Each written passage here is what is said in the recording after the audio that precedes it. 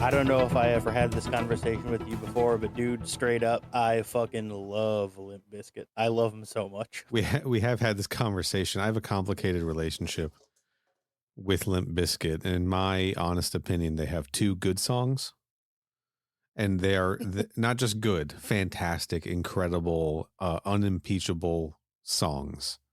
Two of the best songs ever made, potentially, in the history of music. Nice. And those songs are Rearranged and Boiler.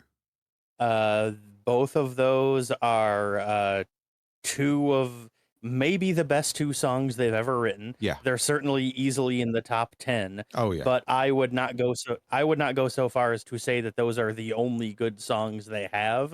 Okay. I legitimately think they actually have a lot of good material, although some of their stuff admittedly does suck. But they actually legitimately have actually good songs. I just want to be clear. I'm not a Limp Bizkit hater by any means. There was a point in my life where I was, but Rearranged and Boiler in particular was like a out of left field surprise.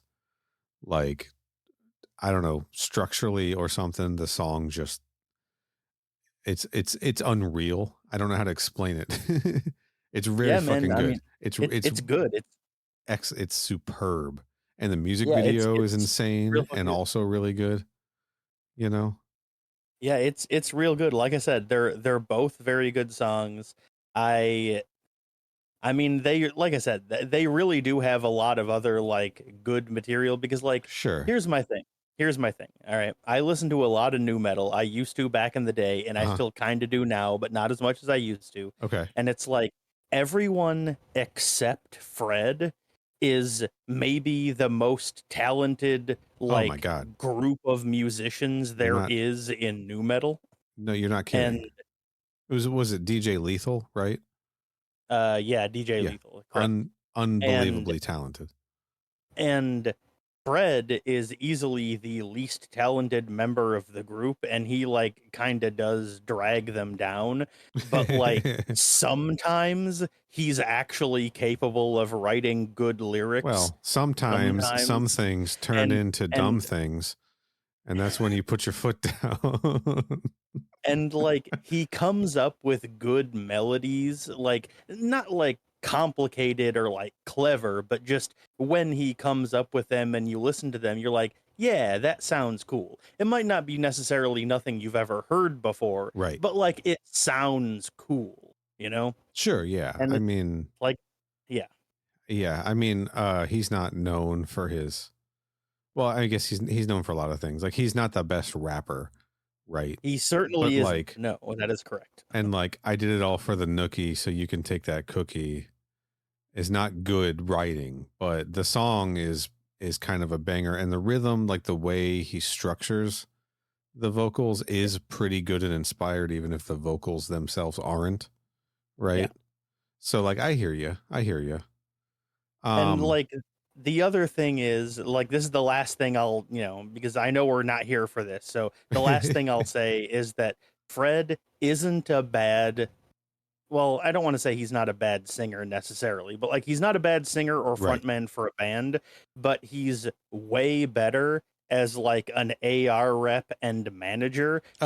In my opinion, what he should have done is decided to become the manager of Limp Bizkit and hire someone else to be the singer instead of him. Yeah. And then they would still, in my opinion, they still would be culturally relevant this entire time, ever since the late 90s when they started. There never would have been a drop off where nobody fucking cared about them. Right. People would still be talking about them now to this day, that entire time, if Fred wasn't their singer. So that's probably true.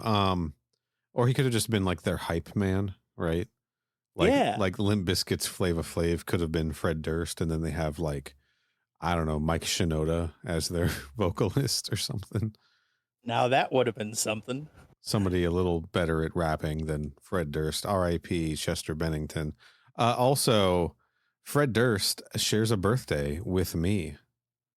August 20th. Yeah, boy, that's always bothered me since I learned that was a fact back in fucking middle school. when Nookie came out. Oh boy. I'm sure you had a great time on that one. Nobody cared except me. It was just me. I was the only one who cared. Fair enough. Fair enough. So I got something to talk to you about if you got just a few minutes for me here. Should we? I do. We don't even need to introduce the show. People are listening to this show. They know what it is. We'll do it in a minute. Just relax, everybody. Yeah. I just today finished listening to the audiobook version of Slash of the Titans. Do you know Slash Right. of the Titans? I don't think so. The name sounds vaguely familiar, but I couldn't tell you what it's in reference to or what it's about or anything. So I suppose while it's not technically correct, the easiest answer would be to just say no. Slash of the Titans is a book by Dustin McNeil that tracks the very long development history behind Freddy versus Jason, the All right. Friday the 13th Nightmare on Elm Street crossover movie that came out in Yeah. 2003, I think. 2003. Yeah. Yeah, and it documents like the entire like 10-year history and runs through I think 10 or so of the proposed treatments and scripts for that movie that didn't get made before they finally settled on the Shannon and Swift draft as a working version for the movie, right? Mm-hmm. One thing that came up early in that is an interview. First of all, a treatment written by and an interview with this man, Peter Briggs. Do you know the name Peter Briggs? I definitely do not. Okay, I'm not doing it. This isn't a gotcha. This isn't like me calling you out. Peter Briggs is responsible for the story for the first Hellboy movie. Okay. Yeah, so, and I know you're a Hellboy guy, but like he didn't write the screenplay. He just got like a story credit for maybe a treatment or something he did for the first Hellboy movie. He also did an early treatment for Freddy versus Jason. But the thing that put him kind of on the map is that he did before this. The reason he got the ability to do a script for Freddy versus Jason that didn't get made is because he wrote on spec a screenplay called The Hunt, Alien versus Predator that was actually purchased by 20th Century Fox, but not made. So this guy, Peter Briggs, like wrote this treatment that got passed around and became like a big deal, or wrote a whole script. Now, I don't want to call it a treatment. Like it seems like he wrote an entire script for an Alien versus Predator movie that kind of adapted the Mark Verheiden, I think the Mark Verheiden Alien versus Predator comics from Dark Horse, into a screenplay. And there was a period of time where Fox was like really considering making this movie before they went on to other ideas. It was just really interesting to hear Alien versus Predator come up several times while listening to this Freddy versus Jason audiobook. And that would have been in what, like 2000, 2001, something like that? Something earlier than that, I believe, because they were working on Freddy versus Jason like as far back as Jason Goes to Hell in what, 93? I think that this was more like 98, maybe. All right. Actually, I can try to find out here real quick. So like they were even trying to do that like when Resurrection came out even. Yes, this was 1995 actually. Well, wow. Sorry, so even before that. Before 1995, because 95 is when he pitched his Freddy versus Jason script. And I think maybe that year or the year before is when he wrote this The Hunt, Alien versus Predator screenplay. I think it's something we're going to have to talk about in the future on this show for sure. Oh yeah, for sure, definitely. When we get to the because I know the theatrical version of Alien versus Predator definitely borrowed some themes from that Dark Horse run, and maybe those things were kind of residual from this Peter Briggs draft, which was a much more faithful adaptation of that comic series, like set in space, not set on Earth, much closer to what the comic books presented versus what we got in the Paul W.S. Anderson movie. Yeah, for sure. But we're not here to talk about that today. This is, I guess we should just introduce the show now, right? I mean, I suppose it's the longer we wait, the worse of a time it'll be to do it then. So 10 minutes in, this is Crew Expendable. I am Alien versus Predator historian Neal. and I am guy who watched this short on YouTube, Kenny. Oh man, we are just losing it with our designations. I Accurate. I forgot to think of one beforehand. I always do this every episode. I always forget. This time I forgot fucking again. I mean, I forgot too. So this time though, our designations are extremely accurate, if less on theme than in the past. So It's fine. I'll it's take it. We can forgivable. just roll with it. It's fine. Whatever. And we are just a couple of shots of Jack Daniels dripping down the throats of the Alien franchise. That's the grossest thing I've ever said in my life. I don't know how well that really works, but whatever. I mean, they were drinking a lot in this thing we're going to talk about, and we definitely saw it They was certainly Jack were. Daniels in the movie itself, so I'm assuming that's what it was here too. Oh, brother. Yeah, that was something. That's for sure. God, I'm sorry, everyone. It's cool. It's fine. Don't worry about it. This is a prologue. This is a prologue to our Alien Covenant episode. And it's about the prologue to Alien Covenant entitled Last Supper. A very short, like 4-minute promotional promotional short film that was released prior to the theatrical release of Alien Covenant, designed to like get you hyped, right? And I remember watching this thing before Alien Covenant came out and getting kind of hyped, and then watching Alien Covenant itself and wondering why this wasn't just in that movie. You know what I mean? Like, Yeah, it's weird because like this isn't just like a prologue to the movie. yeah, It is literally billed online as the official prologue, yeah, which means this isn't just like a deleted or cut scene from the movie. Like based on the way it's structured and like based on the way it was advertised and stuff, it seems to me like this was specifically made explicitly for the purpose yeah, of being released separately to build up to the movie. Like it was never intended to be in the movie in the first place. right. And then they like cut it out and released it separately. They're like, no, we're going to make this totally fucking separate thing and post it online. Yeah, I don't know. Yeah, I mean, they did similar things with Prometheus, right? Like this was an era in filmmaking where I guess studios are really trying to take advantage of, YouTube and viral videos and those kinds of things to sort of expand the world of their films. And like as we talked about with Prometheus, they did a ton of that shit. As we will talk about with Covenant, they did a ton of that shit with this also.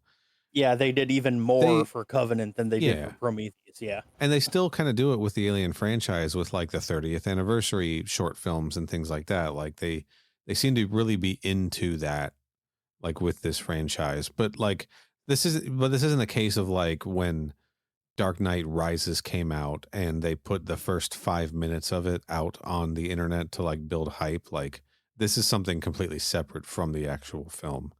Yeah. So we got to talk about it, right? We have to. We got to give our little prologue of the movie before our movie episode, etc. That's what we're going to do here today. This is just a short little bonus episode. It's going to go up on the feed for our weekend warrior listeners out there. I'm ready to just jump right into this if you are.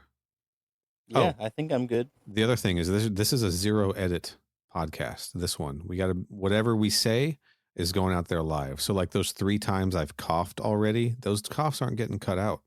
That's staying in the episode. Cool. Yeah, man. We're just going buck wild with this shit. It is a Thursday night. That's right. It certainly is. We're feeling right. Sure. Why not? And we just might podcast. I'm done. Nice. We did it all for the nookie, so you can take that cookie and etc. Etc. That's right. Couldn't have said it better myself. God, I've already ruined this.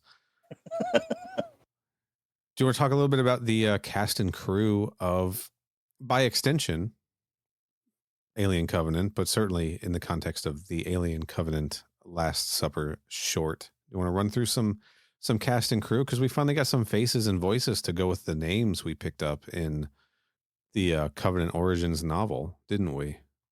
We certainly did. Yeah, like as listeners may have picked up from when we mentioned it in the previous episode, we already recorded our main Covenant episode, and We then we were did. like, oh shit, that's right, there's a prologue. So we had to knock this out real quick. And while we were discussing what we wanted to do on this, we realized that we actually forgot to do a cast and crew for the main movie. Oh, yeah. So we figured, since we're doing this now, we may as well just toss it in there, because the main characters of the prologue are also the main characters of the movie. Yeah, man. And some of them get more to do in this prologue than they do in the actual movie, too.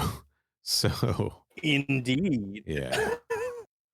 But let's run through the obviously this short film and Alien Covenant, the feature length film, were directed by Ridley Scott, based on, well, with a screenplay by John Logan and Dante Harper, based on a story by Michael Green and Jack Paglin, based on characters created by Dan O'Bannon and Ronald Shusett. We don't give Ronald Shusett enough credit for the original Alien, and by we I mean me, because I'm usually the one reading these credits. My bad, dog. John Logan is a name that jumped out to me because he worked on a lot of the he worked on like Skyfall, and I think I think he's got some other Bond. No, I guess Skyfall. Yeah, and Spectre. He worked on Skyfall and Spectre, and he worked on The Last Samurai. He wrote the screenplay for that really good Tom Cruise movie that I like a lot. Well, I don't know if it's ever actually come up on the show, but me and you are both big James Bond guys. Oh, man. So the fact that he was in what might be my favorite Bond, well, not in, but the fact that he helped make what might be my favorite Bond movie of all time, of course, Skyfall, is really? Actually extremely cool to me, because I honestly did not know he worked on that until right now. You fucked up my joke. I was gonna be like, right, of course you're talking about Spectre. Right. Well, see, I remember in an earlier episode, the exact opposite of that happened. I was going to make a joke, and then you accidentally stepped on it. So there, you got me back. We're even now. That's right. Yeah, man. By the way, Skyfall also probably my favorite James Bond movie as well. Skyfall is so fucking good. It's so fucking good. Skyfall, we don't need to talk about it right now. It doesn't matter, but it's so good. But we should say the thing that Skyfall did, which is it subverted the expectations and the tropes of a standard James Bond movie while still also staying true to them at the same fucking time somehow. Like, it still feels like Bond, but it doesn't feel like Bond. You know what I mean? Yeah, it's so good. But like I said, this is not what we're here to talk about. Judi Dench is fucking flawless in it, as she is in everything she does. What a fucking way to say goodbye to that character. Skyfall fucking rules, dude. It does. It's very good. Anyway, yeah, we'll save that for a bonus episode. We're going to talk some James Bond for sure in the future. We have to. It's going to come up. For sure. Beyond that, let's, as I was saying earlier, we got some faces and voices to some of the names of the characters we met in the Alien Covenant Origins novel. We've got Catherine Watterson as Daniels, right? Mm-hmm. Nice to put a name to the face. The only thing I really know her from is I think she's in the Fantastic Beasts movies, or at least the first one. That's the only one I've seen, right? I think I know her mainly from this. So. Sure, that's fair. James Franco as Jacob Branson. We do see him in the movie itself, but in a very, very limited capacity. No spoilers here. James Franco, the lesser of the two Franco brothers, which you wouldn't expect, but this guy kind of sucks. Danny McBride as Tennessee, right? We all know Danny McBride. Mm-hmm. Amy Seimetz as Ferris. Damien Bitcher, I believe, as Lope. Nice to see and hear Lope. We spent so much time with him in that novel. Him and Rosenthal, played by Tess Haubrich. Mm-hmm. And of course, we've got Michael Fassbender here as Walter. And of course, in the movie, we'll see him as David. In this, he's just playing Walter.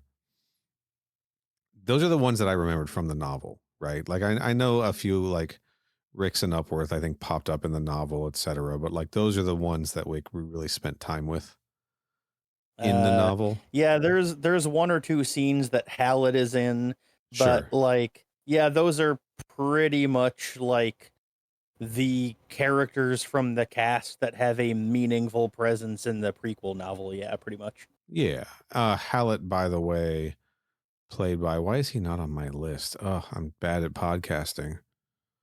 Played by Nathaniel Dean. Okay, good. You got to it before me. Yeah. Good work. Beyond that, our other principal cast in this is Billy Crudup as Orem. I know him mostly as Dr. Manhattan in the Watchmen movie, right? Yeah, same. But he's Billy Crudup. He's been in a shit ton of stuff. Like, he's a fantastic actor. Carmen Ejogo as Kareen. Jussie Smollett as Rix. We're not going to talk about that guy. He's kind of a problematic human being. Yeah, it was wild to fucking see him suddenly Yeah. pop up while you were watching the movie, wasn't it? Sure. Well, I only knew the name. I didn't know the face, so I didn't put it together until I looked at the credits, and I was like, "Oh boy, Jussie Smollett." Yeah. Problem. Callie Hernandez as Upworth. Here's the part where I admit I got through the entire Covenant episode without talking about this. Big time crush on Callie Hernandez as Upworth. Just got to put that out there. Extreme hard my agree. God. Yes, Boy. I agree with that. Yeah. That's kind of our big supporting cast there. Orem, obviously a main character. Next we've got Alexander England as Encore, Benjamin Rigby as Ledward, and Uli Latufeku as Cole. Those are kind of our red shirts from what I remember in the film itself. They don't have a lot to do. Yeah, they were the ones that when I quizzed you and Jade on the 15 main crew members, those were the three that the two of you were like, I don't remember what their names are, sorry. Ledward is the one, I believe, who gets taken back to the pod, to the med bay, right? Like, that's how that's how I know Ledward. Yeah, Ledward is the one that ended up in the pod bay. Anchor is the one that got killed during the fight when his jaw got knocked off. And Cole is the one who got burst out in the field. No, Cole is the one that was with Lope. That was with Lope. And that got killed by the fully grown one inside the temple. Right. Spoiler alerts for the next episode of the podcast. Yeah, like I said, we already recorded it. So we already had this conversation. Yeah. So those are our major red shirts, you know. Yeah, that's the cast and the crew of Alien Covenant and Alien Covenant Prologue Last Supper. Kenny, do you want to run us just through a brief, you know, what happens in this thing, you know, the plot of Last Supper, the 4 minutes? Well, yeah, the plot such as it is. Basically, like a 35,000 foot overview is that it's everyone having like one last celebration. And like, you know, they call it a last supper, but there isn't actually really eating involved. Sure. But they're having like one last celebration, one last meeting. I guess you could call it a party. They're before drinking. All of them get put into their hibernation pods, like right when the Covenant. I said thing. I was trying to think of the word Covenant. Right before the Covenant finally launches for real. Yeah, they're drinking their dinner. More specifically, what happens is that when it starts off, Daniels is. It is Daniels. I had to consult my notes. I forgot what character it was. Daniels is getting, like, we see the very tail end of Walter giving her like a physical, giving her like the pills she has to take, telling her like, you know, when she has to drink water and how much and what she's going to expect and all that. And that is intercut with scenes of Branson standing right behind the cockpit, like talking to Tennessee and Ferris. and Branson's not like looking great. Yeah. He's kind of like hunched over and shivering, and he has like a blanket wrapped around him. Yeah. And he very quickly admits that he's not feeling good. He actually describes himself as burning up, and I'm like, ho ho ho, I see what you did there, movie. Big theory. I hit the wrong button. We're not editing it. Let me try that again clean. There it is. Please continue. There it is. And no edits.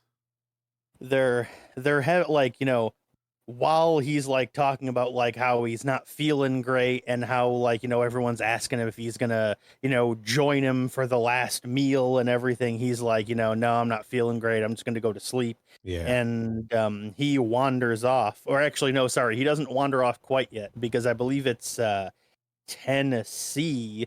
Yeah, I believe it's Tennessee who says like, you know, we're going to, you know, do one last traditional toast. If you're not gonna be here, who's gonna do it? And then like you see Orem, he's like holding like a little book or some papers or something, and you see him like perk up and start to raise his hand like he has something to say. Fucking nerd. And then Branson doesn't even notice and says, yeah, I already asked Danny to do one. And Orem's just kind of like, oh man, I'm such a fucking dork.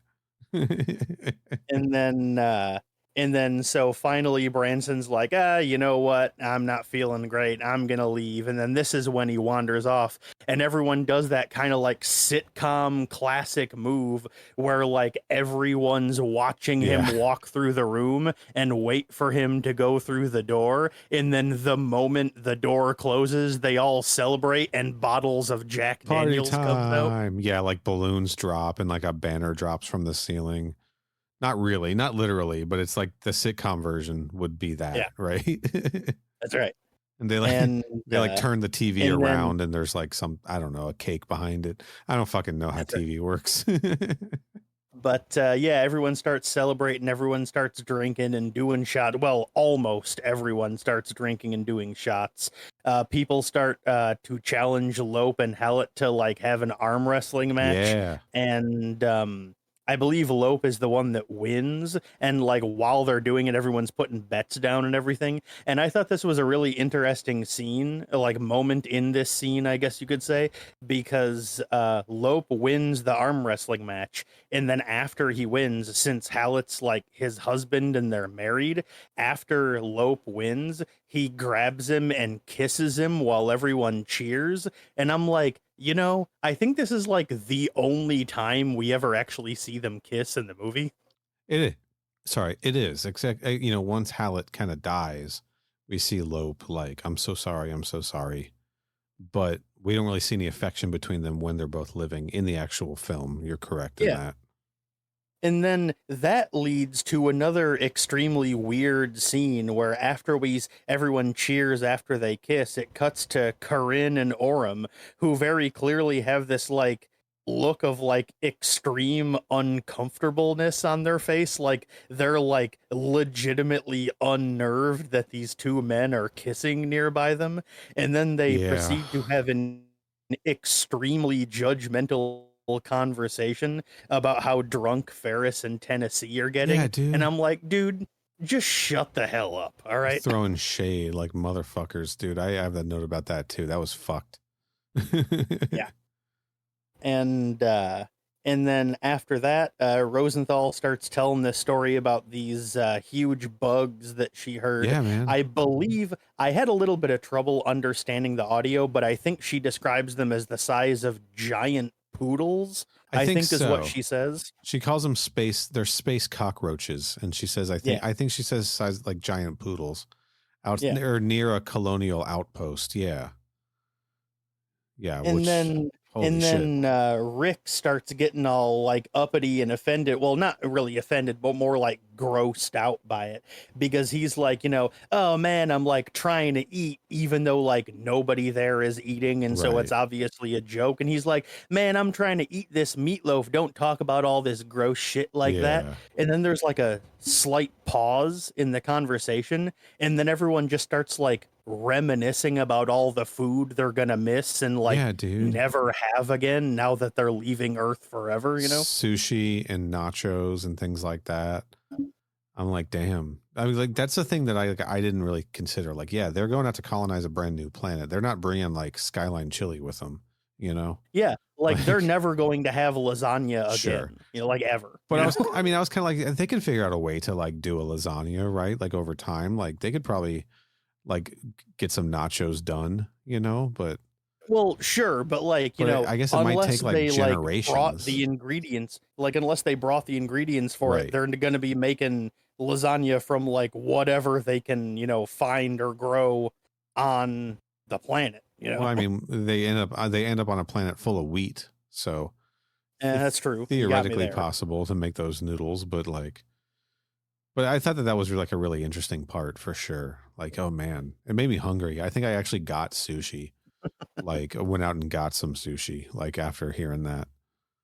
But yeah, during this conversation, it keeps cutting to these little insert shots of Upworth, who, like, while this conversation about food is going on, she keeps getting like more and more like visibly like Yeah, nervous and uncomfortable. And yeah. I'm like, oh shit, is she coming down with something as well? What's going on with her? And then, oh no, turns out she's not getting uncomfortable. She's choking to death.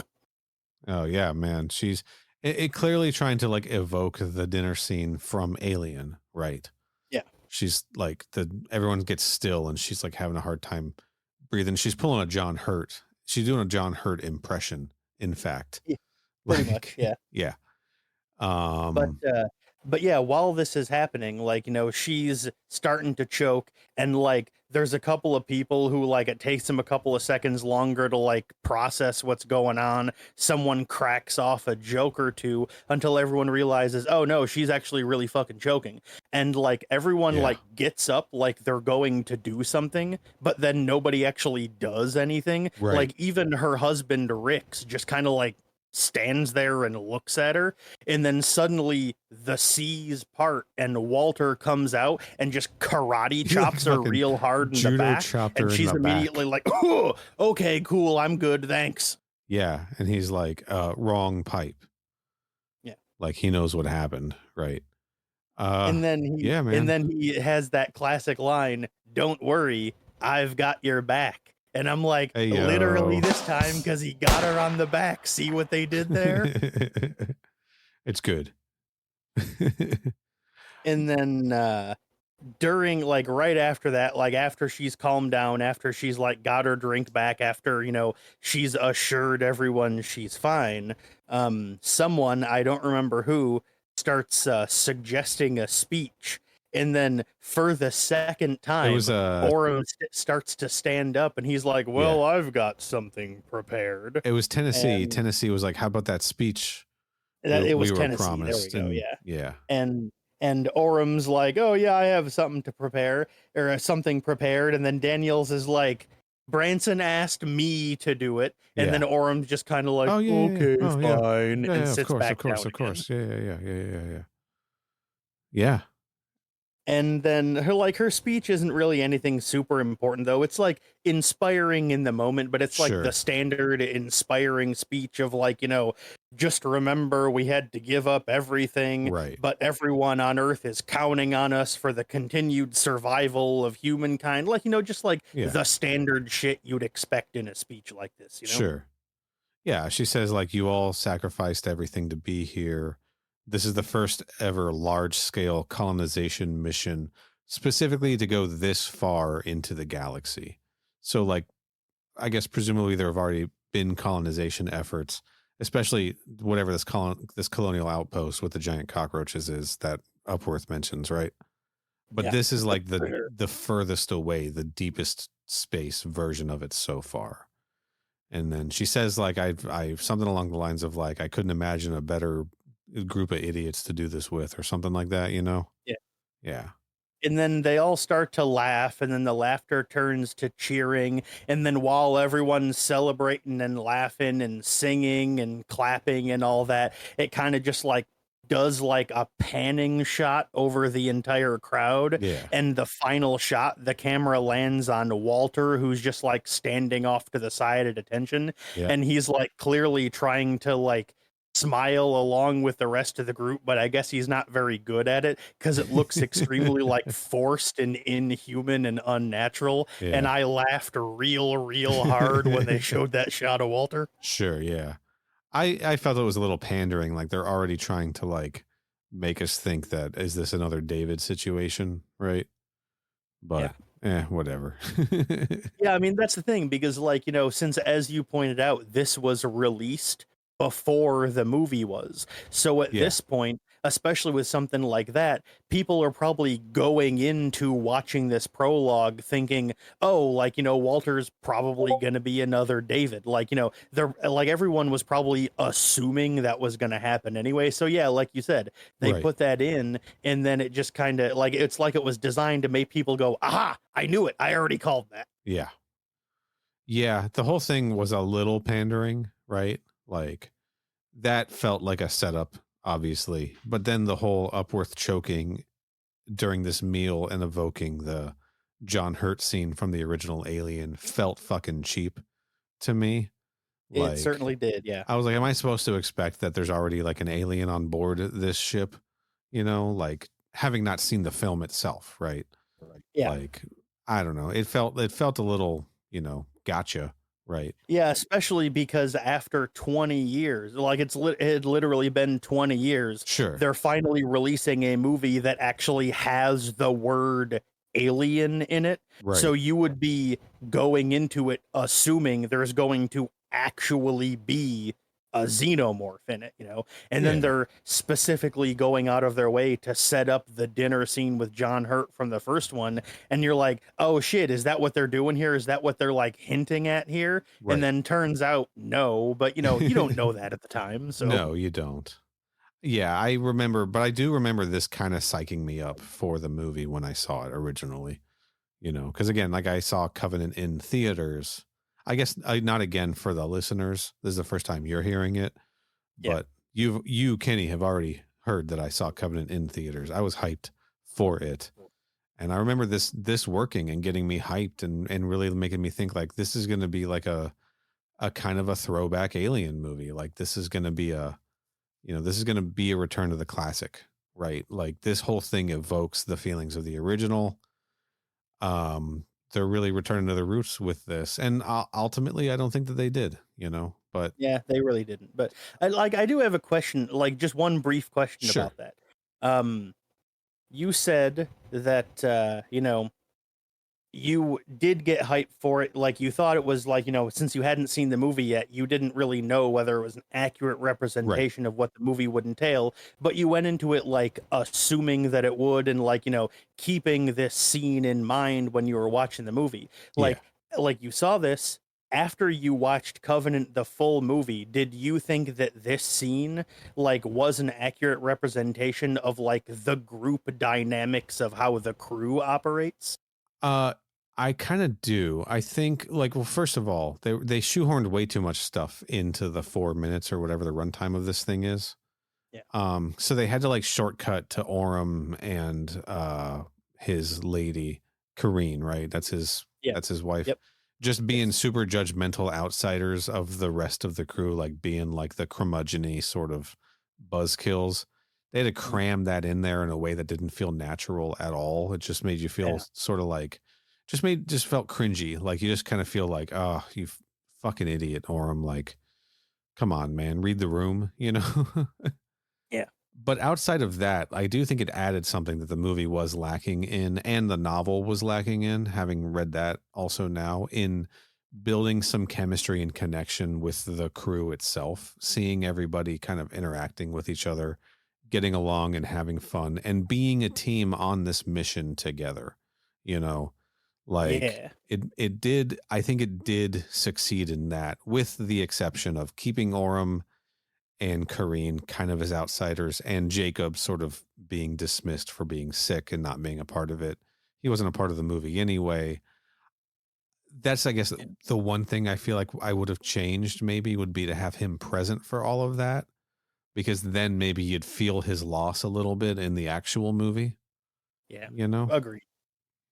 But One yeah, thing I do like that this short did is yeah, like how you described like the red shirts characters, like, you know, Cole Yeah. and Ledward and Rix and Upworth, and like the characters that in the movie barely get any screen time and don't really have like any characterization at all. Yeah. Like their scenes in this don't really give them any additional depth or characterization, but No. it does show that like whatever personality they may or may not have, they clearly click and work well with the rest of the group Yeah. in the full crew setting. Yeah. So even though you don't get a better sense of them as characters, you do get a better sense of like how they interoperate Yes. in the group dynamics as a whole. Absolutely. You know? How they fit in. They fit into the crew, even if we don't know them as people, we see them as a functioning part of the crew. Right. Yeah, exactly. Yeah, absolutely.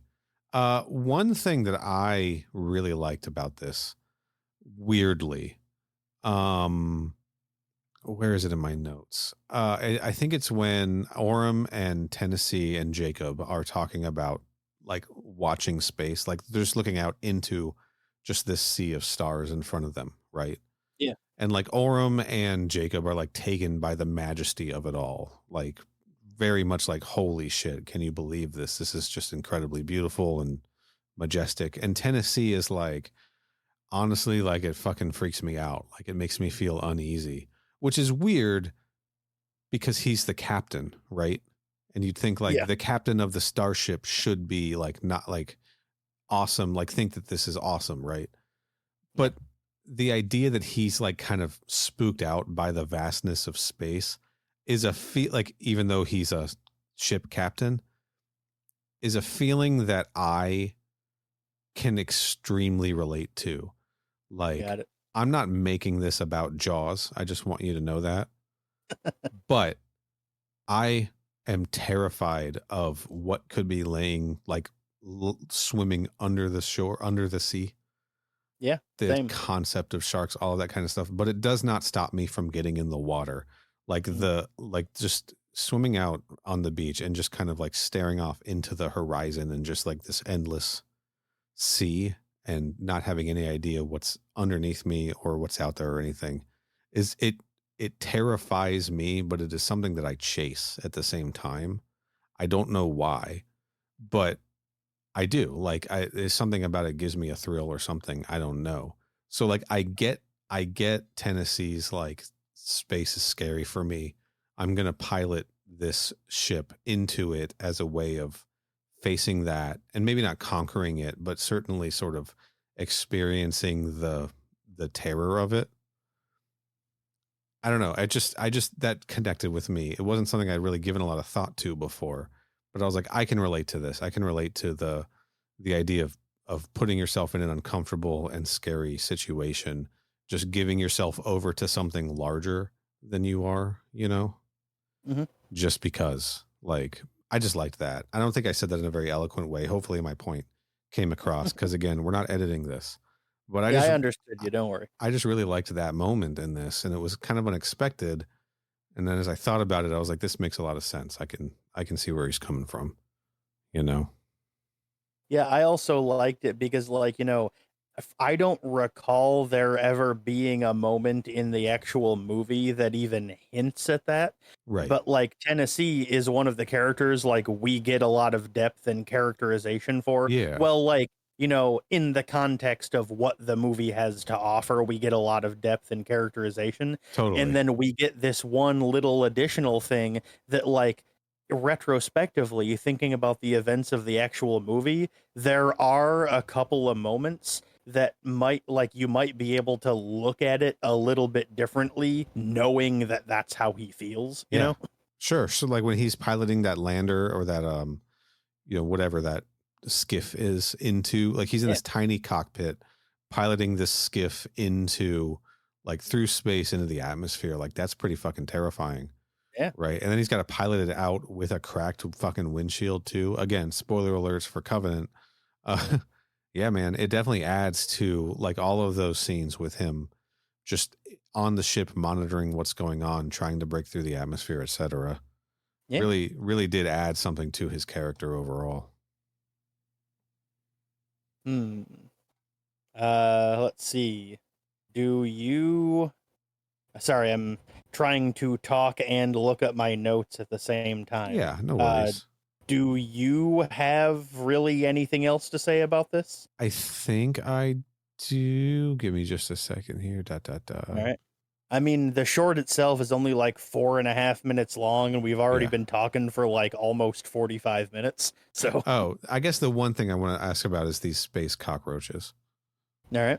Do you think that this is a legend of the Xenomorph getting passed down, or do you think this is literally like just some space roaches that somebody saw on another planet? I mean, I just took the story at face value. I never thought about it in any depth beyond that. I just took it literally. Sure. But now that you're putting me on the spot and I'm thinking about it, I mean, it certainly could be. That would make sense, I suppose. Could be. But yeah, like I said, I never really thought about it either way, honestly. Could be deacons, right? I think the deacon head is a little bit more cockroachy versus the Xenomorph. Who knows? It reminded me of something that is defined in the William Gibson Alien 3 script. They give a definition for what a quote unquote bug hunt is. Mm-hmm. If you remember the line from Aliens where they ask if this is going to be a stand-up fight or another bug hunt, right? Yeah. Yeah. And then in William Gibson's Alien 3, they discuss bug hunts a little more. And these are missions where Colonial Marines go into, planets and planetoids that are going to be settled and just eradicate native alien species. Like, could just be like your standard, space cow or whatever, anything that could be hostile to human settlement. So this evoked that for me, like a colonial outpost, big roaches. Is this where we're getting like the formation of the idea of the company sending Marines in to do a quote unquote bug hunt to clear out the indigenous life forms and make it hospitable for humans?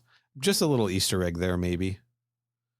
I mean, I can definitely tell you right now, I did not think about that line nearly as much as you did. So it stuck I'm out going to have me. to defer to that because, like I said, I didn't really put any thought into it at all. So I think it could work either way. It could be a deep cut. It could be something that comes just as on face value, or it could be a hint of maybe Xenomorph stories and legends already being out there. Yeah, I just kind of latched onto it because me, I desperately need the Xenomorph to exist outside of David and the engineers. Yeah, for sure. Yeah. Outside of that, I don't think I've really got anything else to say about this, except that I think it is worth watching. I think it does add something to the movie that I think it fills in something that the movie is a little bit lacking in. It certainly does add something to that movie, and while this is probably not what you were going to say, the thing that I think it adds to the movie is actually having Branson on screen interacting with the crew in real time. Sure. Because considering what happens to him in the movie, like the thing that arc that character arc, quote unquote, because it's not really an arc, but what happens to him desperately needed like a moment where we actually see him. Agreed. It would that all that stuff that happened with him would have worked a lot better if he was actually in the movie at any point at all. I absolutely agree with you on that. Yeah, like his because you don't fucking care. Like in the movie, you don't care. You're supposed to care, but you really don't care. I think that this could have stood with some more of him hanging out with the crew. Like I don't think they needed to put him to bed. Also, sorry, if he was as sick as he seemed to be in this, to the point where he needed to get into hypersleep 150 hours earlier than everybody else or whatever. Yeah. Like I don't think that's the right number. 157 minutes earlier. Dude, you shouldn't be hanging around the fucking crew anyway. You're going to put them all into hypersleep with the fucking flu. I was going to say, because that's the other thing. He's feeling sick, so he decides to go to bed a little early. Yeah. But wouldn't that mean that when he gets out of the pod, he'll still be sick? I don't know. How does that help? I don't know how sleep pods work. that stasis works. That's true. Who knows? Maybe he'd just get over it naturally. First of all, if that's what you can do, I know we got med pods in Prometheus and some other stuff, but if in the future with like hypersleep, if you could just like, if you're feeling sick, you could just hop in a hypersleep pod and be like, set it for 48 hours and wake up at the end of the weekend feeling like right as rain. I don't know, man. That seems pretty cool to me. Yeah, that would be pretty badass, Just not gonna lie. fresh as a daisy over your flu or whatever without having to like live through any of it. Like that's cool. But I think it's really irresponsible of him to be around the crew at all if he's sick, because they're just going to go down there and like spread contagion into this brand new ecosystem. It's going to be fucking War of the Worlds shit. You know, they're going to ruin their colony before they even get it started. I don't know, man. Yeah, I mean, I don't really have anything else to add. I gotta agree with you on that one. But it was nice to see him hanging out with the crew. It does make us care about him a little bit more. I mean, okay, it was nice to see the character. At the end of the day, I still would have preferred him to not be played by James Franco. Yeah. But like in the context of the movie, it is nice to see that character with the crew, yes. Cast Dave Franco instead. See, imagine how much cooler that would have been. That would have, I mean, it would have worked the same, but then I just don't have to look at James Franco, you know? I love the idea of a captain who's like 20 years younger than the rest of the crew. Hey man, whatever. I was going to make a crack about how like whatever, he's just like a child prodigy. Sure. But then I remembered in the prequel novel, they went out of their way to say that like he wasn't the best candidate and only got chosen because his wife was the best candidate for her job. God. And I was like, so no, actually, I guess he wouldn't be a prodigy. We didn't talk about that. That makes so much fucking sense. Holy shit. I love that that's in the book in Alien Covenant Origins. Suddenly, that's a must read. I don't know, man. I think I'm good. Yeah, who knows? I think I'm good on this. You ready to get out of here? Yeah, I don't think I have anything else. Okay. So we both recommend checking this out. Spend the 4.5 minutes or however long it is to watch this before you jump into Alien Covenant. It's gonna help things, right? It's like I said on the previous episode, you can just go onto YouTube and search for it. Like I literally just typed in Covenant Last Supper, and it was posted by like the official Alien Anthology YouTube page. So it should be like right there at the top. Like I said, it's only like 4.5-5 minutes long or something, but there's also credits at the end, so it's not quite 5 minutes long. Sure. So make sure you stay tuned for the credits. Just because it's respectful. I'm going to put a link to that in the episode description as well. Cool. So go check it out. Guy who watches YouTube, Kenny, where can people find you online if they want to? My Twitter handle is at CYHOBBEZ. Like I said in the previous episode, I'm mostly just posting what I've been watching over there. I said in the previous episode that I've been doing that for the last like couple of weeks or so, whatever, but I went through my feed and I've actually been doing that for like a couple of months is actually pretty much the only tweets I've been posting. It's just what I've been watching. So follow me over there to see what I've been checking out. All right. You can find me on Twitter at Final Neal and Instagram at Final Neal Retro. And you can check out my other podcast, MK Podquest, all about Mortal Kombat movies, TV shows, comic books, etc. at mkpodquest.com. Kenny, where can people find this show online if they want to? Our Twitter handle is at Crew Expendapod, and our website is crewexpendable.net. Find links there to subscribe to the show. Rate us and review us. Give us 5-star ratings, positive reviews, all the places you can. Follow us on Good Pods. Give us some like 5-star reviews on Spotify. That's pretty fun when that happens. For sure. Yeah. And we are on Instagram now at Crew Expendable Pod. Posted some screenshots from Archie versus Predator on there. Posted some Deacon Sharks, etc. So follow us on Instagram. And we'll be back next episode to finally dive into Alien Covenant, the movie, with our friend Jade. Until then, stay frosty.